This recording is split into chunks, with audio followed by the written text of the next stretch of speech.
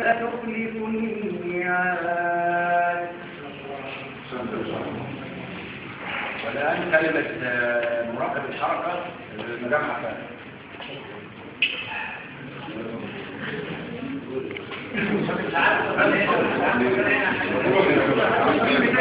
عشان ما تتكلميش مع الناس في اليوم بقى ويزيدوا ضربوك في نفسك. لا يا حاج.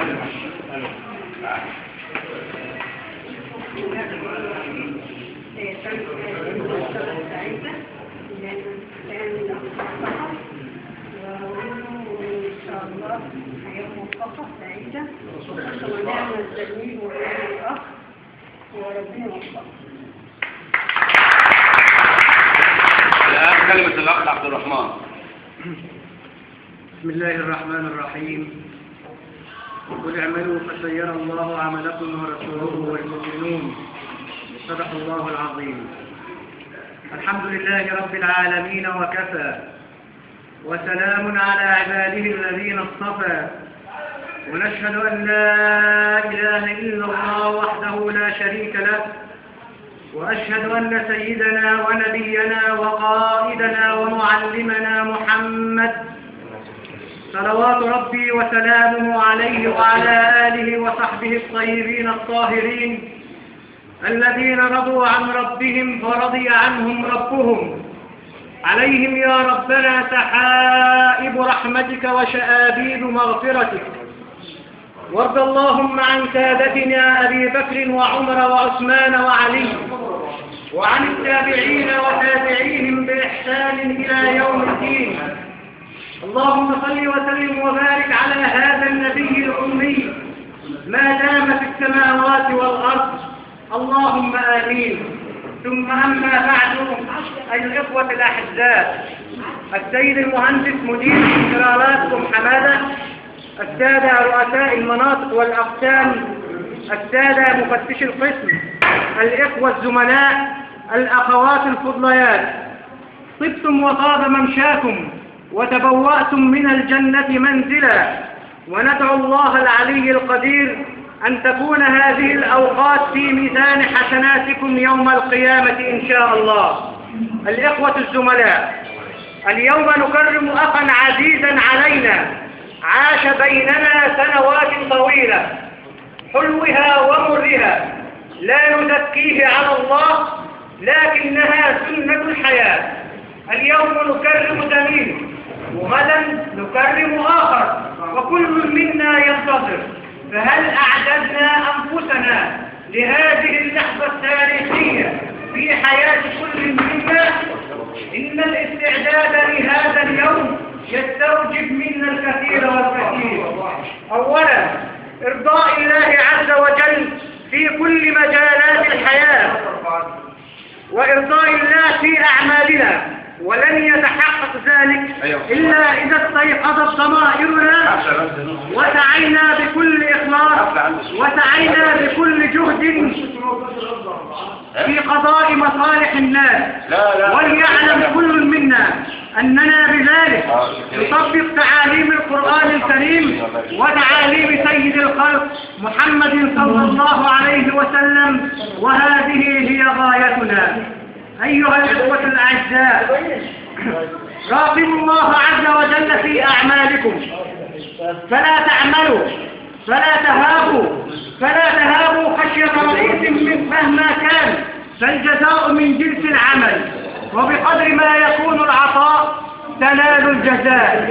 فإذا كنا ننتظر الجزاء المادي فلا ننسى أن هناك جزاء أكبر من الله عز وجل يوم تجزي كل نفس بما عملت.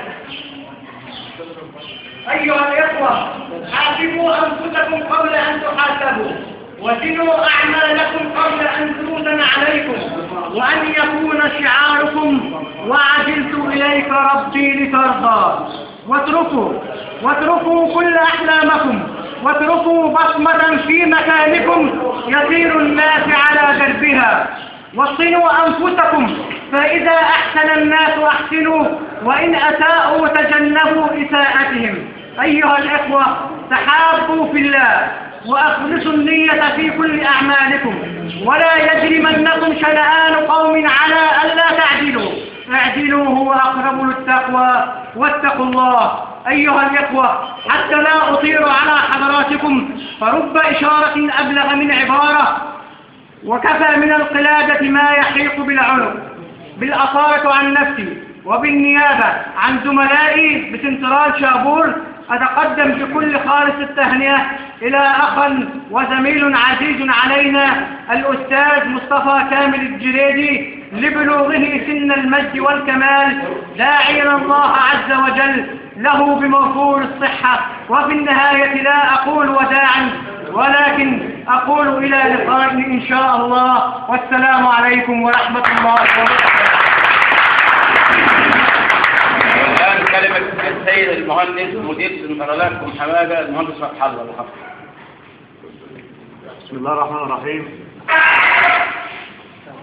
بنرحب الأول بالزملاء جميعا وبالمهندس سعيد الجزاوي اللي مشرفنا في مكانه، ونقول له دايما ان احنا هنفضل دايما ضيوف عندك في مكانك ان شاء الله.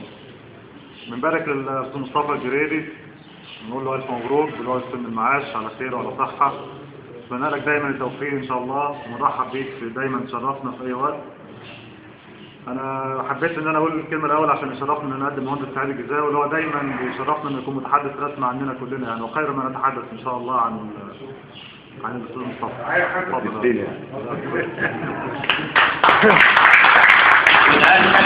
اتفضل. عايز نشوف الجماعة. الآن كلمة شايفين يعني الصحفيين بقوا سعيد الجزاوي. يعني الصحفيين يهدوا شويه والمصورين. اتفضل يا باشمهندس. ماشي يا استاذ عمرو. بسم الله الرحمن الرحيم. إن الحمد لله أحمده وأستغفره وأستعينه وأستهديه وأسأله التوفيق لكل ما يحبه ويرضاه. السيد المهندس مدير سنترالات حمادة، الابن الروحي الفاضل المهندس فتح الله، السادة الزملاء رؤساء الأقسام، والإخوة والأخوات الزميلات، رفاق العمر، وزمالة لا تنتهي لما كان يربطنا فيها من مودة وحب وروح أسرة حقيقية. سادة الحضور، أرحب بكم جميعا، أشكر لكم تشريفكم للمشاركة في هذا اللقاء الكريم الذي نزهو بكم ونفسه. وإن دل ذلك على شيء فإنما يدل على سمو القدر ورفعة شأن المحتفى به.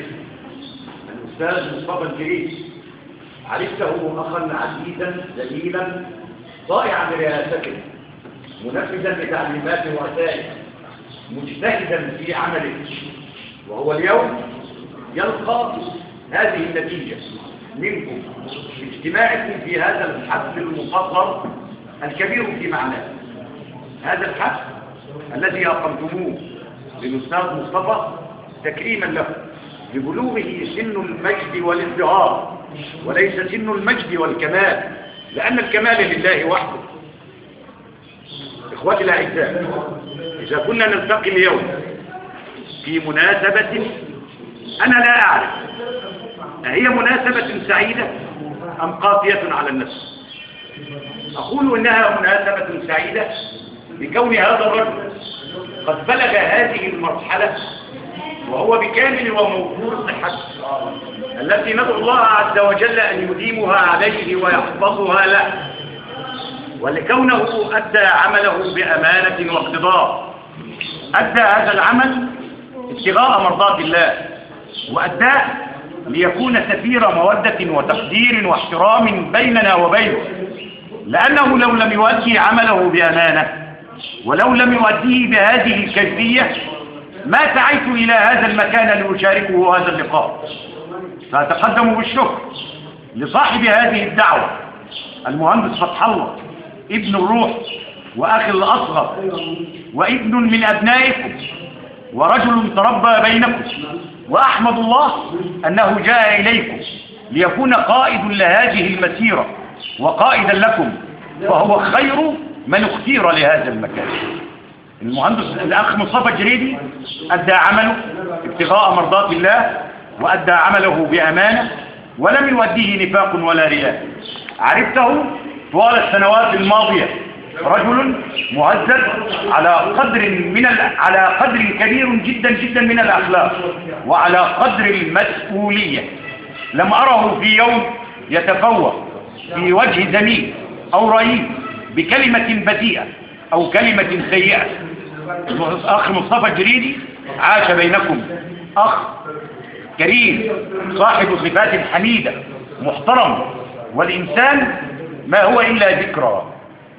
الأستاذ مصطفى ترك بينكم ذكرى طيبة ستتذكرونه بها إن شاء الله، وسنتذكره دائما إن شاء الله ما دمنا أحياء.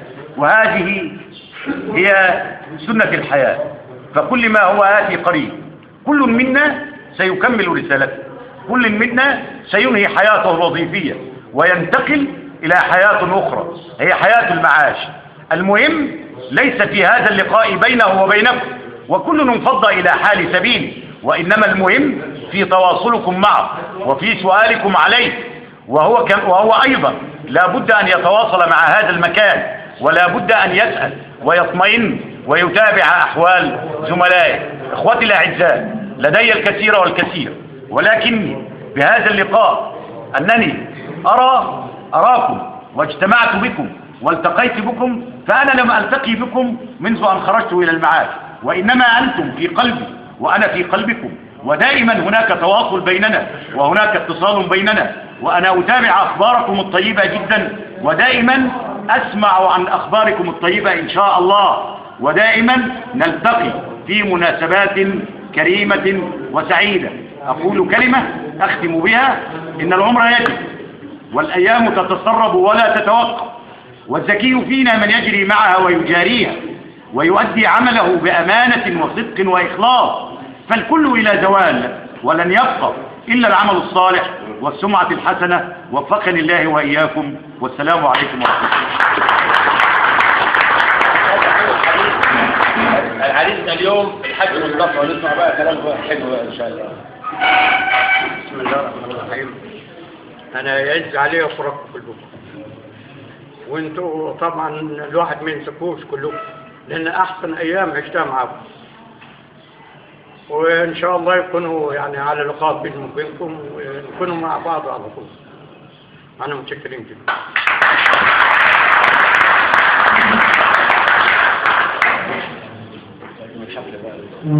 ألف مبروك.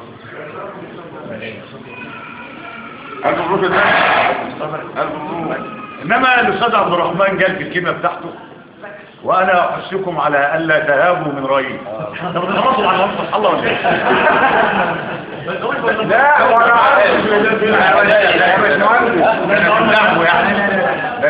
لو عرف ربنا ايه ده هيطلعني، لو عرف ربنا ايه هو جدا جدا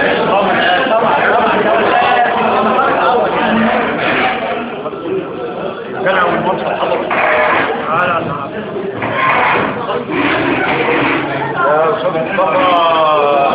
انت قلت كلمتين صغيرين جدا ومعبرين، وانا احبك فيك جدا، ودائما ان احنا متواصلين معاك ونلتقي بك ان شاء الله على خير، بس ما تروحش اللي كان بيني وبينهم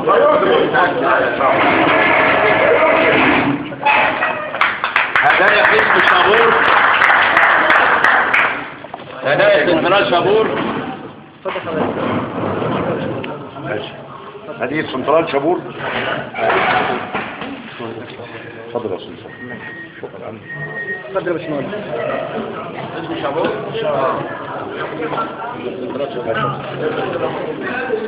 مكتب التحصيل لهدايا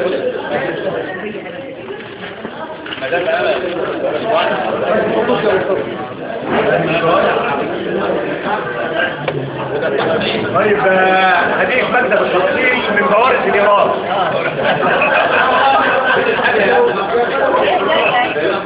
واخد بالك يا محمد مرام؟ من موارد الإيراد. مكتب التحصيل يا باشمهندس كبير المحطة.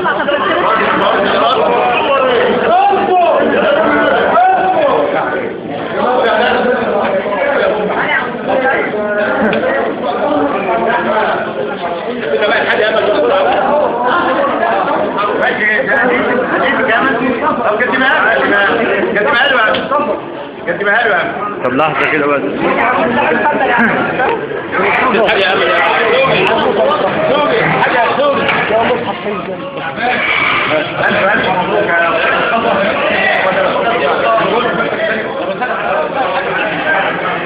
سواء لا حاجة يا رجل بعد من هناك حاجة بسرعة أول يا باشا دي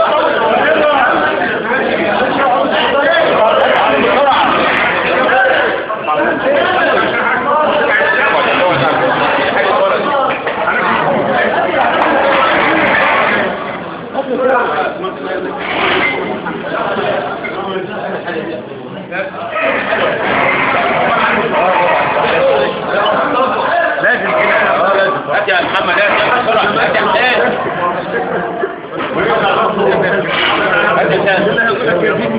هات يا محمد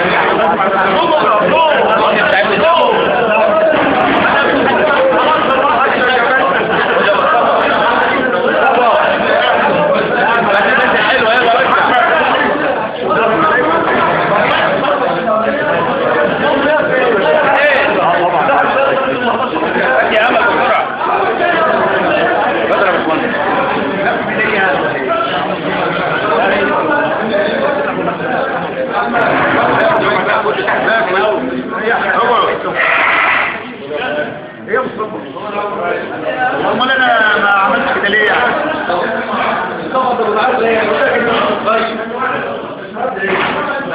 ليه يا ابني؟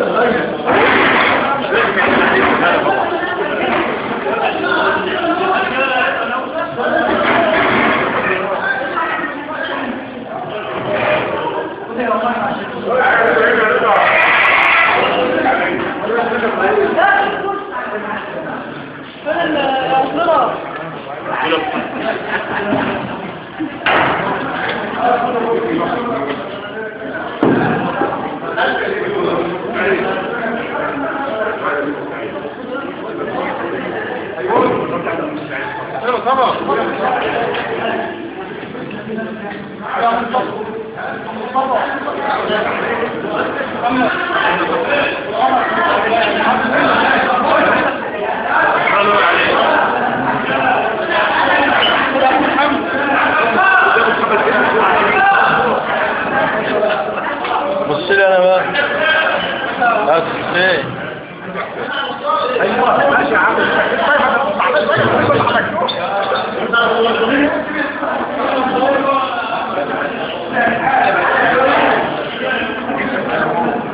يعني انت على شمال الزمن يعني ربما لا يتكرر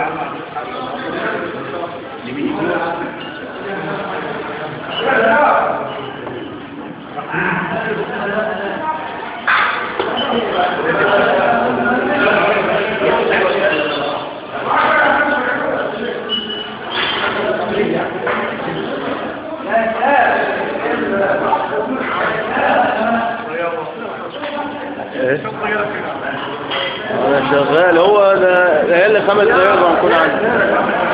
لا الشوف ياما الأصل. ده هو وصل هنا. وصل كم حماد.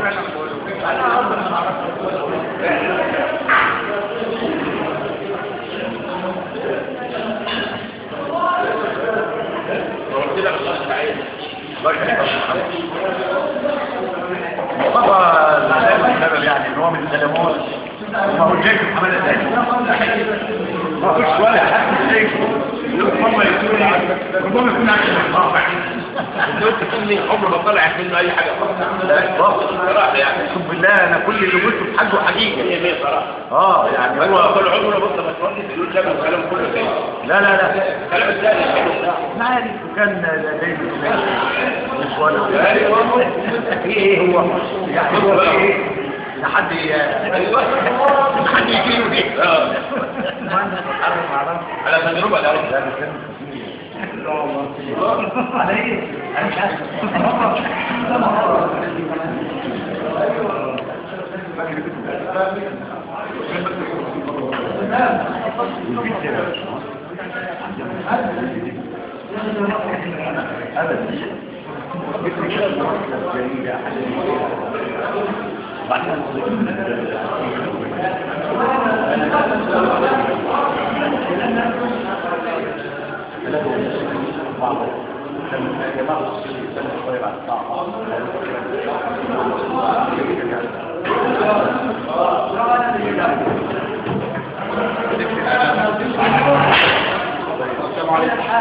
هذا بقى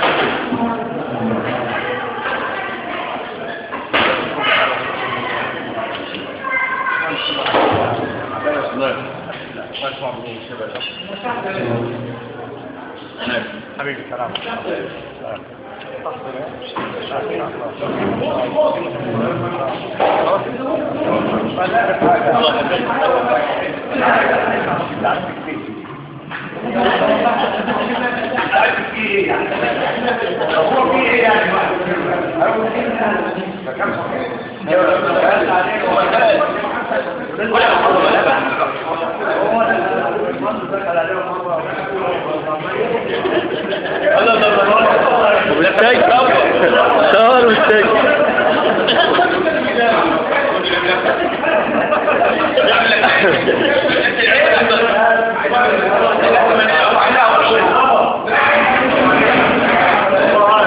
ثاني ولا ايه؟ الله اعلم يعني ان شاء الله.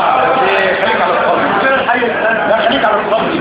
لا ولا كلام وصراحه سيد يعني رجل وجه الناس اقسم بالله يعني العظيم راجل يعني بيقعدني في المكتب عند المدير العام ويشوف طلباتي وانا قاعد فهو يعني راجل محترم وانت طبعا وانا قسم بالله لما سبحان الله كلمني محترم لا بقى مكانه هو محترم راجل محترم وعشان لا حرب ولا وجه اي حاجه انا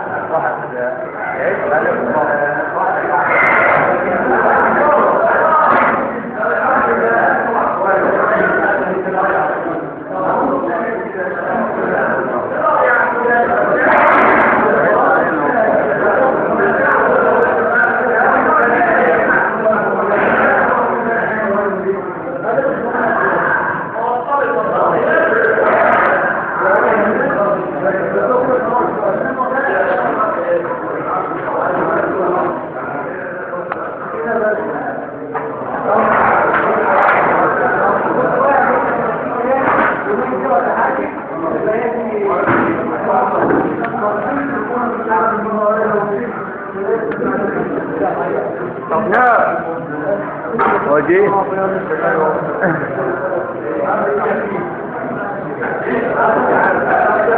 الشيل بتاع دي بتاع خد شيلها بس لحظة كده عشان انا عايز اصور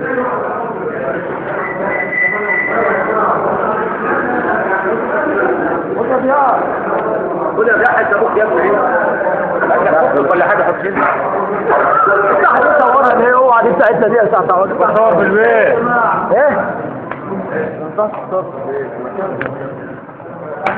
ايه يا عم اهو لا يا اخي صورها هو صورها يا عم هنا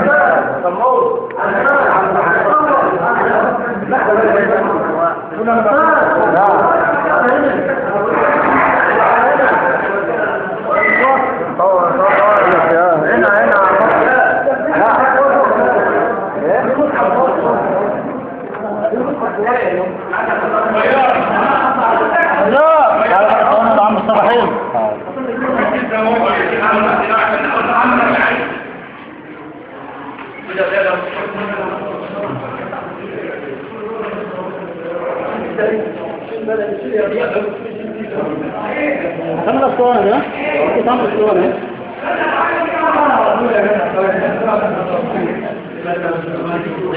ما بقى صورنا هذا محمد صوره كده حاجة لك تأخير تعال يا سيبك البتاع دي الحاجة اللي احنا استاذنا الناس ماشي مش هنتكلم وعايز عشان نشتغل عليها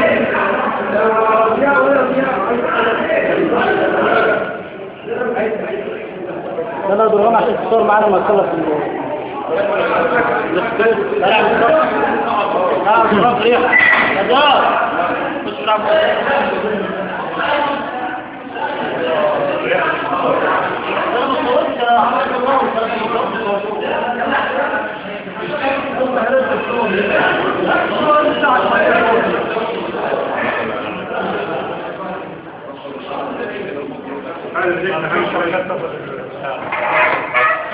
ماشي